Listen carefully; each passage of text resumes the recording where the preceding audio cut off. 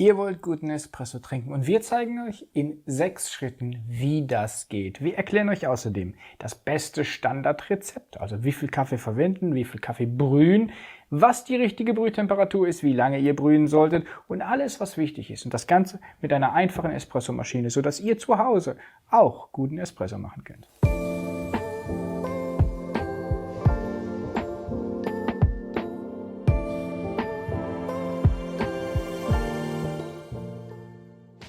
Kurz und knapp, wie geht guter Espresso zu Hause bei euch? Das ist Thema dieses Videos. Und ihr werdet hier erfahren, wie ihr das Schritt für Schritt immer wieder machen könnt, welcher Kaffee zu euch passt, wie ihr am besten am Anfang eurer Espressomaschine einstellen solltet, sofern ihr die Temperatur einstellen könnt und natürlich auch wie viel Kaffeepulver ihr verwenden sollt, damit überhaupt ein guter Espresso möglich ist. Ich würde sagen, wir gehen direkt rein und zeigen euch anhand der Dedica und der kleinen D54, wie das geht. Das könnt ihr natürlich auch mit allen anderen Maschinen machen. Aber wir haben uns für die beiden entschieden, weil die beiden in der Kombination erstens günstig sind und dafür wirklich gute Qualität leisten können. Und das können wir sagen, nachdem wir sehr viele Espressomaschinen getestet haben. Bevor wir reinstarten, ganz kurz das Standardrezept, welches ihr bei den meisten Maschinen anwenden könnt. Natürlich passt nicht in jeden Siebträger gleich viel Kaffee rein.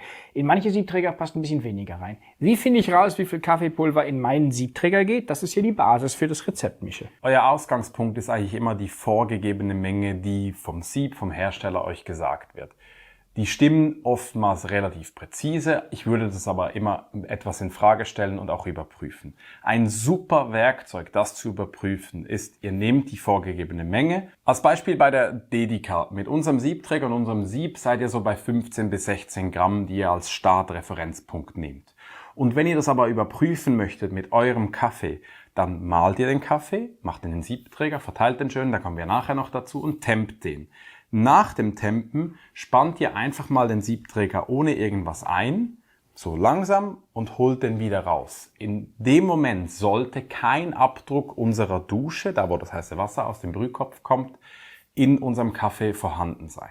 Bei manchen Maschinen ist in der Mitte auch eine Schraube, die würdet ihr dann eben auch im Idealfall nicht sehen. Sobald ihr die seht, habt ihr zu viel Kaffee reingepackt. Wenn ihr jetzt aber gucken wollt, habt ihr genügend, dann gibt es noch einen zweiten Trick. Ihr legt auf den getempten Kaffee eine Euro-Münze, spannt wieder ein und dann sollte ganz sanft dieser Abdruck nachher vorhanden sein. So, das als Grundbasis des Rezeptes. Und dann könnt ihr eigentlich immer Folgendes denken. Ein Espresso ist eigentlich in der Regel in einem Verhältnis von 1:2 gebrüht. Das bedeutet, wenn wir jetzt hier 15 Gramm Kaffee nehmen, dann ist der Espresso nachher 30 Gramm in 2 Tassen beim doppelten Espresso. Und wir sprechen jetzt hier vom doppelten Espresso, weil der mit den meisten Siebträgern eigentlich das bessere, das leckere, das gleichmäßigere Ergebnis gibt, weil mehr Kaffee mehr gleichmäßige Extraktion erlaubt. Wir haben also dann 15 Gramm Kaffee zu 2 mal 15 Gramm Kaffee gemacht in 2 Einzeltassen oder eben in einer doppelten. Oder wenn man das Verhältnis ein bisschen länger macht, dann hat man ein Verhältnis von 1:2,5. Würde also in diesem Fall 37,5 Gramm brühen. Das heißt,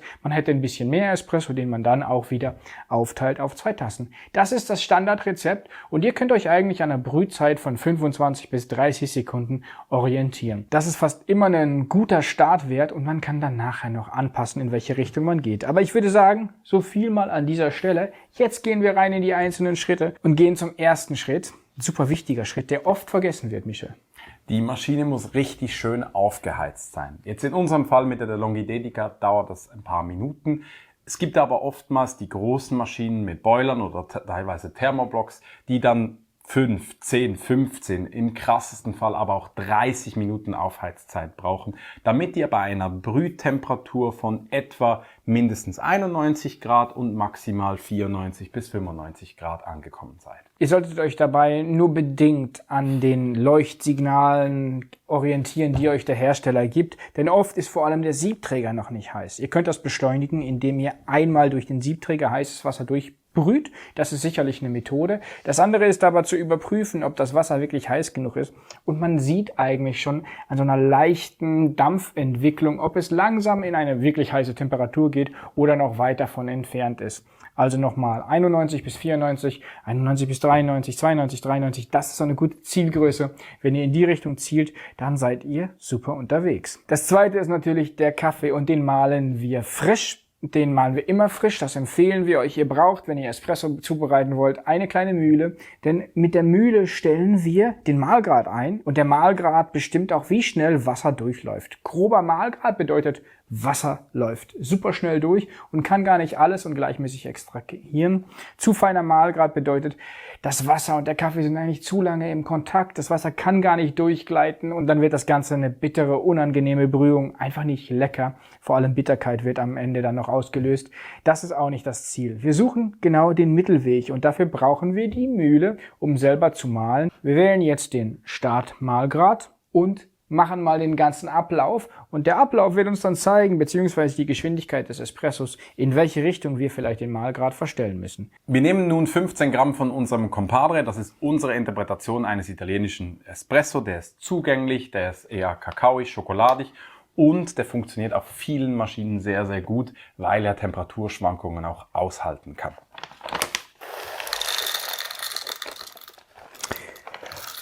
Wir wiegen den Kaffee ab, denn wir arbeiten mit einer Single-Dosing-Mühle. Ihr könnt natürlich auch mit einer Mühle arbeiten, die euch mit einer Zeitsteuerung Kaffee rausgibt, aber auch da müsstet ihr überprüfen, zumindest beim Einstellen der Mühle, dass ihr wirklich mit der richtigen Kaffeemenge arbeitet. Denn erstens ist sonst der Siebträger nicht richtig befüllt und zweitens könnt ihr das Rezept gar nicht definieren, wenn ihr jedes Mal eine unterschiedliche Menge habt. Das heißt, egal ob ihr mit einer zeitgesteuerten Dosierung arbeitet oder eben jetzt mit einer Single-Dosing-Mühle, was wir euch auf jeden Fall empfehlen.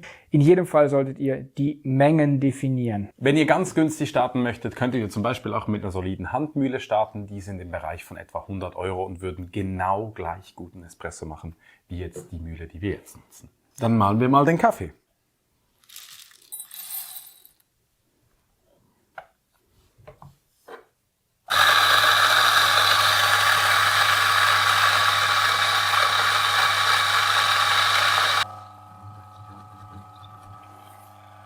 So, wir haben die Mühle nicht voreingestellt, wir stellen sie also quasi mit euch zusammen ein. Wie ist jetzt das Mahlgut, Michel? Es macht so ganz, ganz feine Klümpchen und für mich ist das der beste Indikator, um irgendwie ein Gefühl zu haben, dass ihr langsam im Espresso-Bereich seid. Wenn ihr so die groben Partikel noch seht in eurem Mahlgut, seid ihr oftmals zu grob.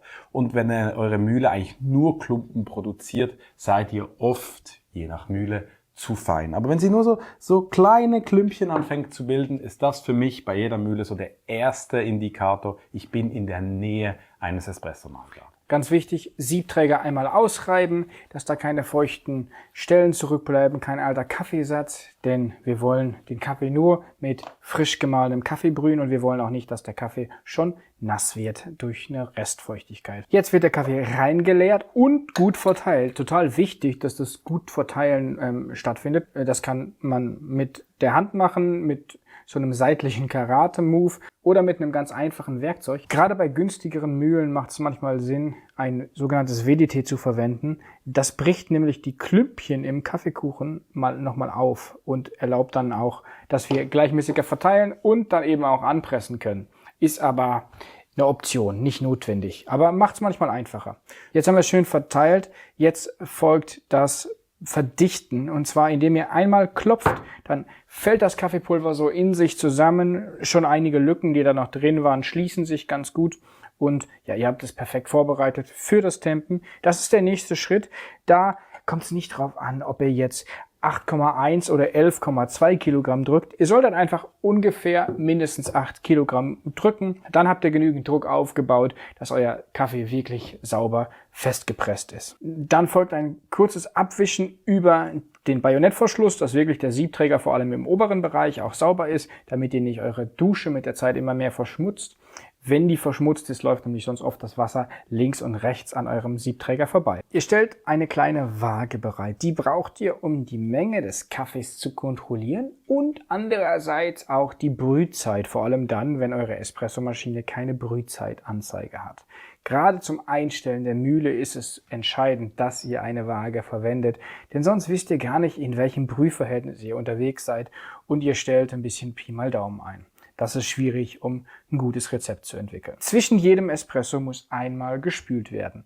Entweder ihr habt schon gespült nach eurem letzten Espresso oder ihr spült vor dem Bezug, um die Dusche eurer Espressomaschine zu reinigen. Bei manchen Espressomaschinen ist das Spülen auch notwendig, um die Temperatur ins richtige Level zu bringen. Nach dem Spülen empfehle ich euch einmal mit dem Lappen über die Tropfschale zu wischen, um das ganze Wasser dann zu entfernen. Anschließend die Waage aufsetzen, einspannen, sofort mit der Brühung beginnen und die Espressotassen auf die Waage. Ihr könnt die Waage natürlich auch schon mit den Espressotassen vorbereiten, dann müsst ihr nachher nicht so viele Sachen in kurzer Zeit machen. Wichtig, nach dem Einspannen sofort starten, damit der Kaffee nicht allzu lange der nassen Atmosphäre der Dusche ausgesetzt ist.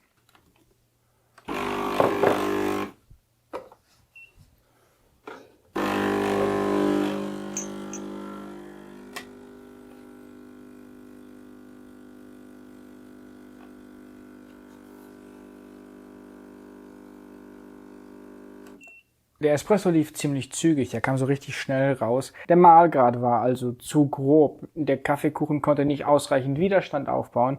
Deshalb müssen wir feiner mahlen, um den Widerstand zu erhöhen. Wir waren bei Mahlgrad 13 und gehen jetzt auf. Ich würde sagen, bei dieser Mühle auf Mahlgrad 10, ganz wichtig, bei vielen Mühlen ist zwischen einer Zahl ganz viel Platz. Da würde ich nicht eine ganze Zahl verstellen, sondern wirklich kleine Schritte machen. Ihr werdet aber eure Mühlen von Zeit zu Zeit besser kennenlernen und dann sehr genau wissen, wie viel ihr verstellen müsst.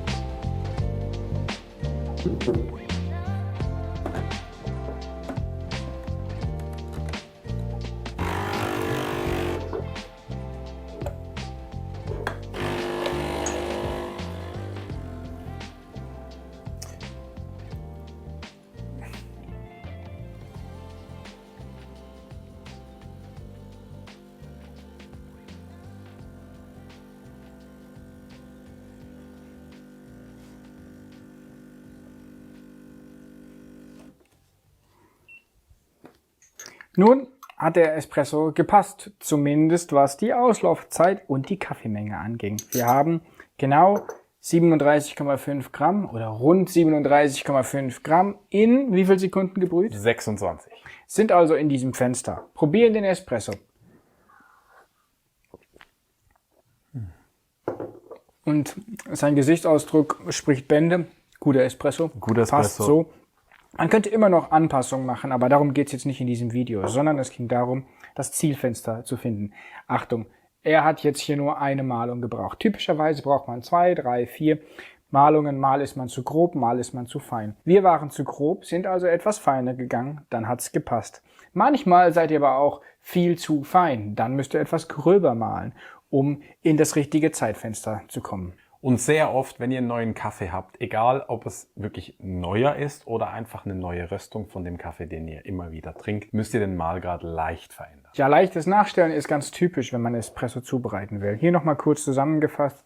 Wenn der Kaffee zu schnell läuft, wenn ihr zu grob gemahlen habt, dann schmeckt der meistens etwas säuerlich, ist nicht wirklich voll im Geschmack, es fehlt Körper, dann müsst ihr feiner mahlen. Das heißt meistens mit dem Mahlgrad in Richtung der geringeren Zahlen auf eurer Mahlgradanzeige gehen. Wenn der Espresso viel zu lange läuft, dann müsst ihr gröber mahlen, also die Zahlen hochstellen. Ein zu fein gemahlener Kaffee läuft zu lange und das führt zu einer ausgeprägten Bitterkeit, zu einer Trockenheit im Mund.